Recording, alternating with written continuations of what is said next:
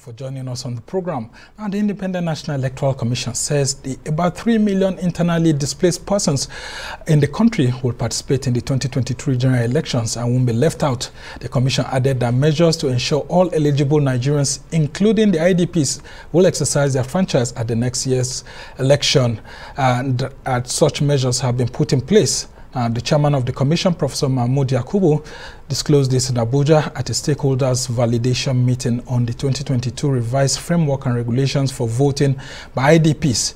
The revised IDP framework and regulations provides a template for IDP voting operations not only in conflict zones but also in areas of population displacement by non-conflict factors. Now, the INEC chairman also denied the claim by a coalition of civil society organizations that it violated some aspects of the 2022 Electoral Act. The CSOs under the platform of the Nigeria Civil Society Situation Room had urged INEC to ensure the digital display of voters' register in line with Section 19, subsection 1 of the 2022 Electoral Act. The Situation Room noted that the manner in which INEC displayed the register of voters for public scrutiny didn't fully conform to the provisions of the Electoral Act. We will be having the view of the political parties on this and many other issues in the polity.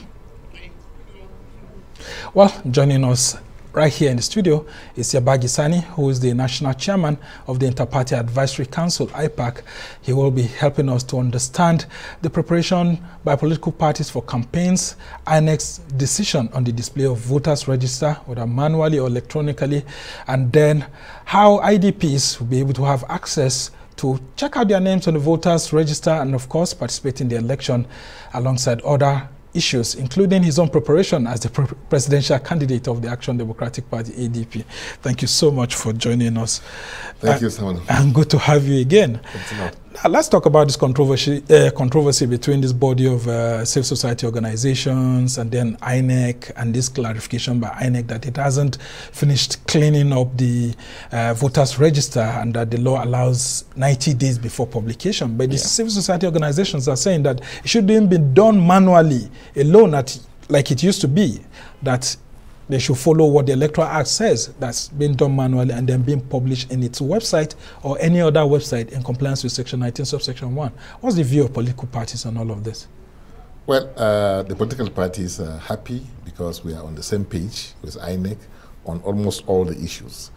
And the good thing is that we always have the opportunity of engaging in dialogue with the chairman of INEC, Professor Mahmoud Yakubu, a fine gentleman, you know, and he is passionate about delivering on the mandate given to them by the Constitution and by the electoral law, actually. And I believe that what the civil society organizations are talking about is actually in the electoral law, that INEC should publish, you know, the register on its website and any other electronic devices that INEC can reach or can use, so that it will have the widest, you know, reach, you know, so that every individual, wherever you are, in fact, from even your handset, you should be able to access the INEC website and then be able to know whether you are there or how the publication, I mean, the register is, so that nobody will come up with a reason that, my name is missing, and that therefore there have been different chides. So, having said that, if you look at the Section 10(4) of the Electoral Act 2022, it says that publication of official register of voters for the election by the Commission, you know, should take place on 12th January 2023, not later than 12. So, which means, and it gives provision that not later than 90 days to the election, these publications should be made so that people will have opportunity of, if at all, correcting their names, exactly, if there's any omission, yeah, you'll be able to get it corrected, you know, within the time.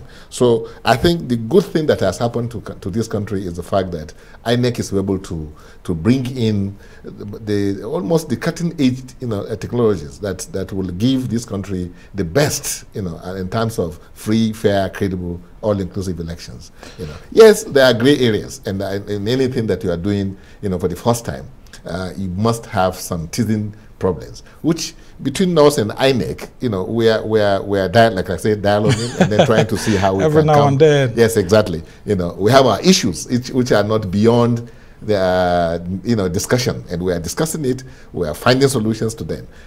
It has nothing to do with this register, applicant register. It has to do with some other things, which, like I said, we are engaged. You find a way of ironing those, those things out. Okay, well, all in the interest of the electorate. Exactly. Now let's talk about INEC's decision on the IDPs, the internally displaced persons across the country, and how it intends to bring them close so that they also don't lose out from getting to know where their names are on the voters register and where they are eligible to vote, and then of course ensuring that the critical factor, which is the issue of voting, is allowed for them, despite the challenges that they've had with insecurity. At least they are able to exercise their voting franchise. The fact that you can safely say that the polling units today are mobile, mobile in the sense that you're using beavers, and when votes are cast, immediately they're transmitted to the website of the portal of INEC. So wherever somebody may be, INEC can move, when it becomes necessary, the polling unit itself to that place without having to do anything extraordinary. So to that reason, I think to that extent, I'm sure that INEC will be able to achieve, what they have said they're going to do for IDPs. But the question really that bothers some of us is the issue of insecurity. Although we are getting assurances from Mr. President himself that by December this year, it will be bye-bye to terrorism or whatever. Well, some of us will laugh. A very strong political statement. Exactly. But it's good. That's what that's what the president must do. Yes. Give us hope, and then the rest is so that we can hold him accountable. Exactly. And then people will now believe, because when president speaks, people, of course, take it very seriously, and they look forward to whatever the president has said. So, and I know in this case, he has given orders to his security people, and they too are now aware that they are under certain, command, and the order that you must achieve this.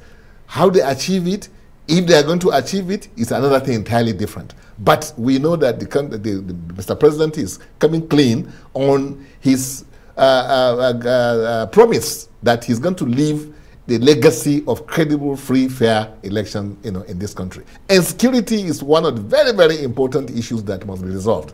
And so that's why I'm happy that Mr. President has come out very strongly on this issue. And the security people, the Inspector General of Police also, has made some pronouncements that also support what Mr. President has said. So to some of us, we are happy, and really, well, fingers crossed, because of what has happened in the past. Mr. President had made some of these pronouncements, given orders, and it didn't happen. So, but I know, knowing the implications of this not happening to his legacy, which he says he's going to leave behind, I'm sure all that must be done will be done. Yeah, I mean, the political parties are in a better situation to understand all of this, considering what happened to Nigeria in 2015 when we were having that transition election. Also, the situation whereby elections had to be shifted by the former national security advisors working with INEC, because of the threats of electoral violence and, of course, terrorism and all of that. Now, as we head into next year, how are political parties working with INEC and, of course, with the federal government to ensure that politicians don't stoke violence themselves? Because it's one thing for the armed forces to try to quell terrorism and all of that. It's another thing for political actors to instigate violence with their rhetoric. Yeah, what you must know is that, for the last few weeks, I have been having engagement with some of these agencies, security agencies, from EFCC. You can see the badge they gave me. Yes, it looks like you've become an ambassador. Yes, exactly. Of the anti-corruption crusader. And so they are passionate about really delivering on the mandate given to them by the constitution of this country to ensure that we have free, fair election, not monetized kind of thing in the manners that we have witnessed, in the past.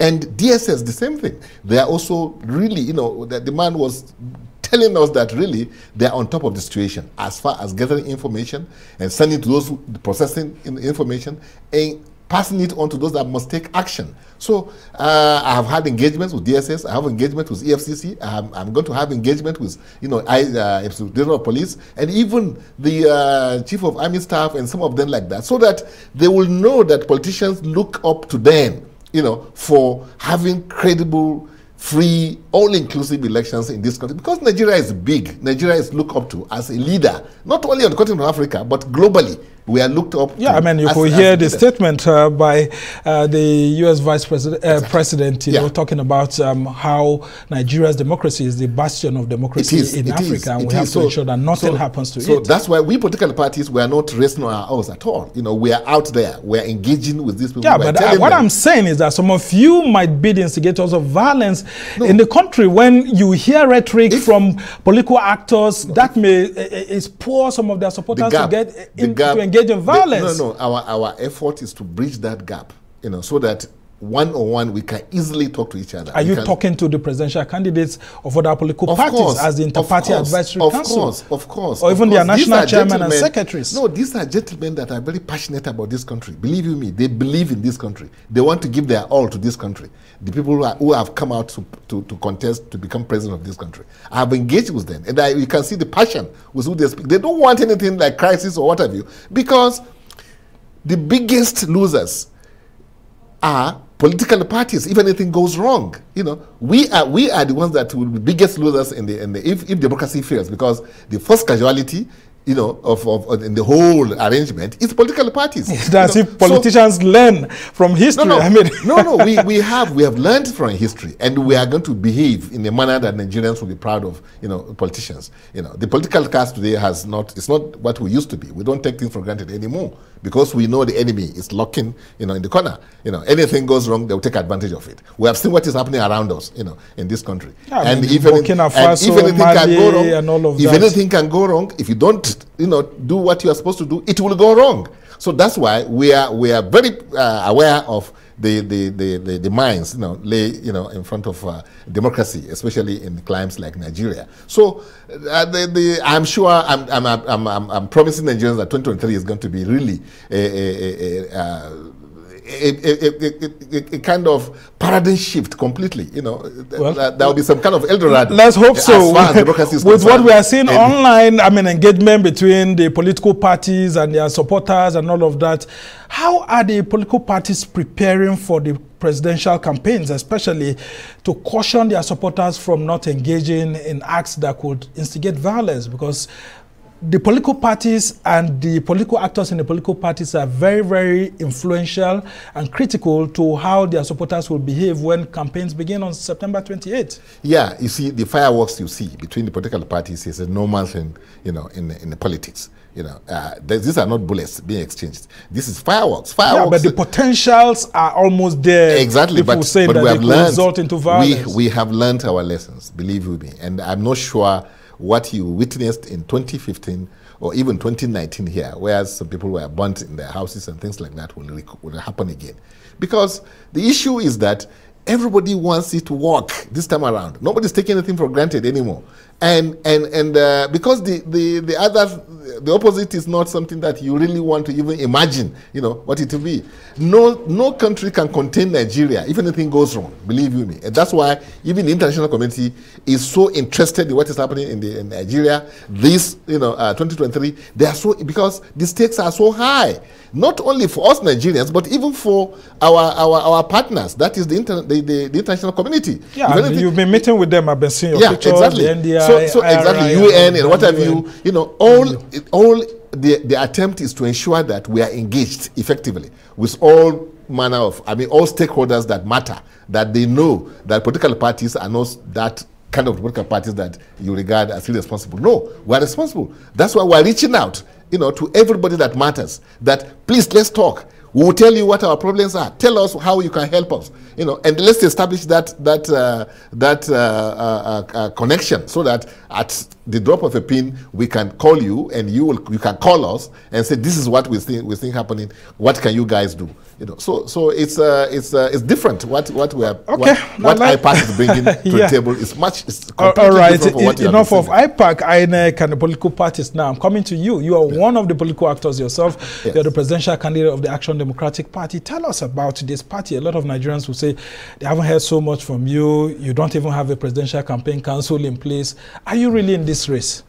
Very much so, very much so. I ask you a question. Osun State elections, people didn't know that we are there until when we appear, we emerged as the third party that won that election. You know, we are number 3 on that election. And even 2019, people think that ADP, we came effectively 3rd. You know, in that we are registered just 2 years. You know, before that election. So the point I'm making to you is that, and the thinking then was that Kwankwaso was going to run on your party. Exactly. That didn't happen. We had you on the ballot. Yes, exactly. but the issue is that, you see, it's not by mistake, you know, that we chose book to be the symbol of our party, because wisdom must be it. It's not other symbols that, you know, we believe that this country has come to a stage where we must now go back to the basics. We must now go back to the drawing board and do things in the manner that will make this country to become great. And that's what Action Democratic Party, you know, stands for. We know how what do you call it? Corruption is eaten deep into the fabrics of the society, of even the economy, the polity itself. We know what can be done. We know what we will do. Because, for instance, you hear the federal government, you know, talking about the telecom tax, you know, that 5% I want to believe. Let me tell you, 2012, I introduced to the federal government, you know, the law, which was, in fact, that law was passed. It was gazetted that you are going to, you know, the gazette is there, the law is there, but enforcement is always the problem. You know, yeah, but that tax has been stepped down by the federal government now. Yeah, because it wasn't, because, well, tax burden, but look at the other side of it. Look at the ASU crisis we are having. Look at the crisis we are having with every key sector of the economy that must be, you know, yeah, but Nigerians are not hearing the alternatives. What exactly is the alternatives? The alternatives we are going to do. We haven't seen all those things. The alternatives that ADP is going to do for you is that we are going to reform the regulatory agencies, because they matter. If you leave them in the hands of the civil servants, you will not get delivery, you know, of what you want, which means you will not get the handshake that you need between the government and the public and the private sector. That's why regulatory agencies like FRS, like the DPR, you know, which is now the 2 agencies created by the NMPP, and all the regulatory agencies must be run by people who are in the private sector, because they know how they can make it become productive, because they are supposed to be productive sectors. They earn, you know, income for the government. They provide, you know, the enabling environment for businesses to strive. So that's why it doesn't make sense if you allow civil servants that, you know, do not know anything about business, you know, to run those very key. So are you saying that the APC-led federal government is not working based on the provisions of the Petroleum Industry Act? They don't even know the implications. The Petroleum Industry Act that has been passed, I've always said it, that it is the biggest swindle against the interests of this country that was passed by the people who push that bill. How come your party didn't make a submission if you are not happy with it? Because it's a public hearing by the National Assembly. We did through a ministry, Federal Ministry of Trade and Investment. If you go there, ask them. You know, we did. And today, I'm happy that I think the Attorney General of Federation is doing something that will make an amendment to that bill that will make it to be what it should be. Because you can't say you are coming to introduce transparency, accountability, and good governance, and you remove, you know, the fundamental issue of checks and balances. Because there's nowhere in the world where, you know, even in this country, the civil service rule is that no agency can start a transaction and end it without another agency coming into it. Now, what PIA did was to remove agencies that were checking the operations of the oil and gas sector and said they're outside, they shouldn't be there. So how more opaque can you be in that sense? So we are now bringing back those agencies so that they can check. That's what the Attorney General of Federation is trying to do. So I'm telling you that ADP government, believe you me, will solve the problems of this country, because we know where the problems are. What are the solutions you have, for example, on this ASU issue, the lingering ASU crisis? Lingering ASU issues is an evidence of irresponsibility of people at the same sort of affairs, you know, who are toying with the future of this country. In fact, even the presence of the president, they are toying with the present, you know, and the future of this country. Education in every sane environment is #1 priority.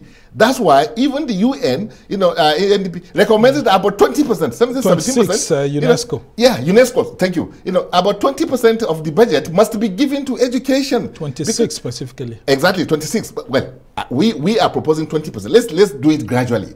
20% would have made a lot of difference in what we are saying today. And look at what even the government is telling us. You are saying you won't remove fuel subsidy. We will gradually remove subsidy. This president presides over what was called PTF.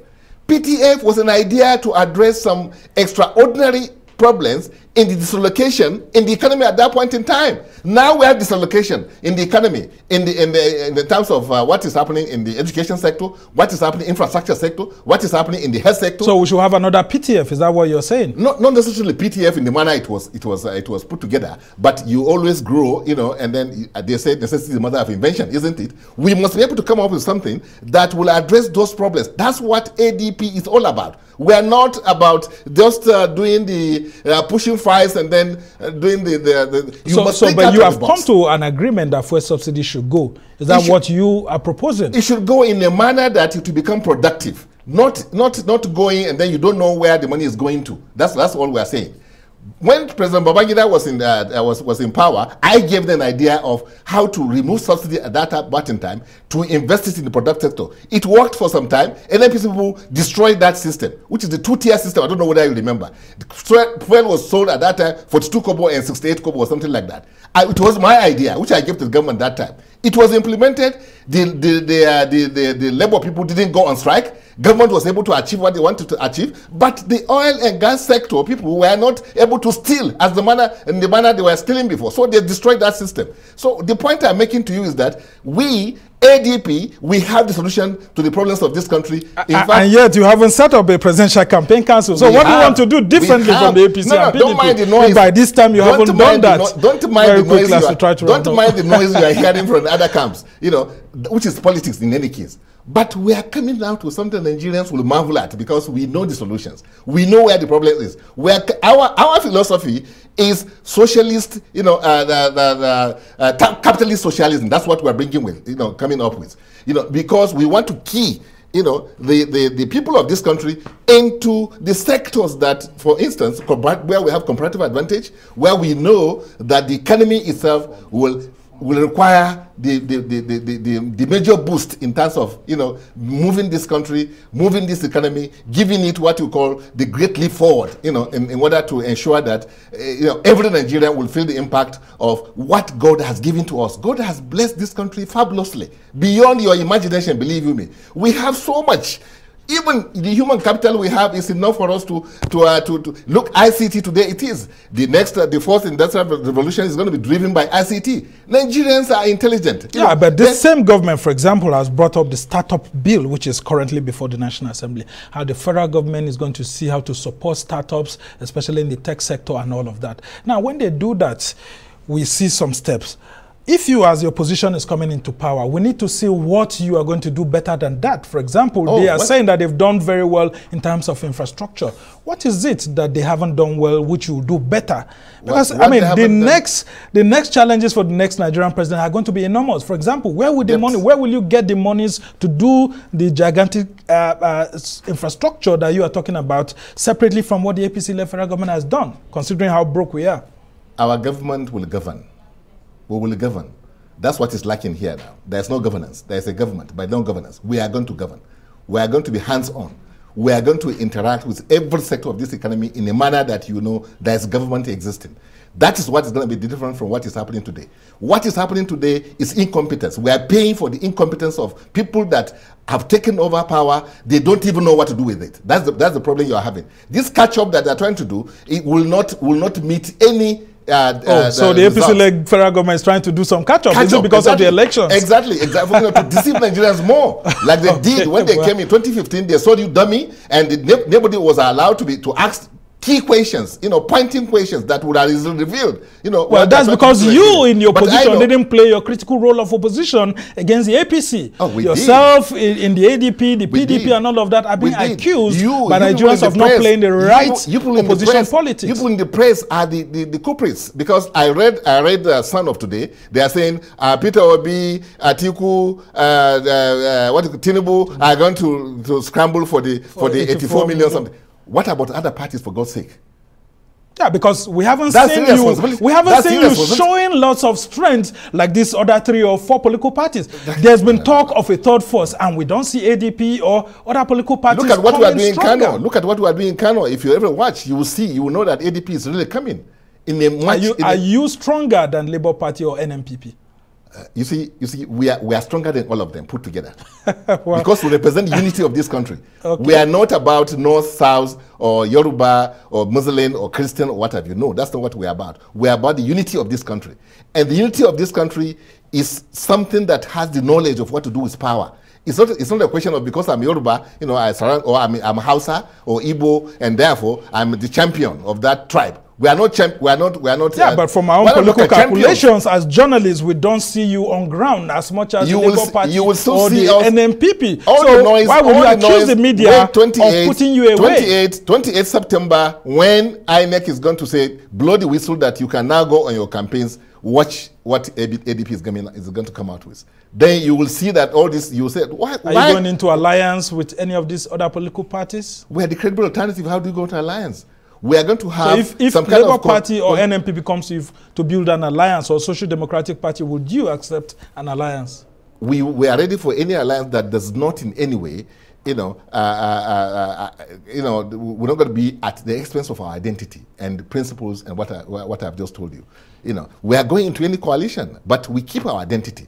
And that's what matters to us, our identity, what we stand for. Because this country cannot go on like this. This 21st century economy is beyond, the capacity of somebody that is already showing a lot of fatigue, even in campaigning. So how much wants governance that is 24/7? Are you hitting back at the governing APC in this instance? Everybody, or even the PDP? They are hitting back at themselves.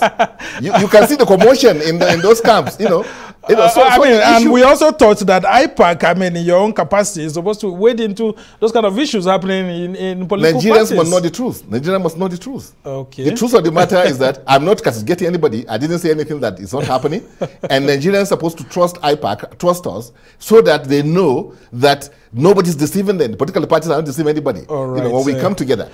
I've told you before that the fantastic, the most compatriot, gentlemen that you can find, those who have stepped forward that they want to rule this country, which is something that it takes a lot. Even the psychology, even before you can mentally, resolve within yourself that I want to run for presidency of this country, it's not a joke. Yeah, it's not easy. We must respect thank you so much. That's why we see, that's why when we see lots of Nigerians coming to say they want to govern in 2023, we keep asking questions. Why do you want to govern in the midst of all these humongous challenges that are there? But like you have said, it's left for the electorate to decide on who will govern them from 2023. We must thank you so much. Yabagi Sani is the presidential candidate of the Action Democratic Party, and of course the national chairman of the Inter-Party Advisory Council, which is a body of all political parties in the country.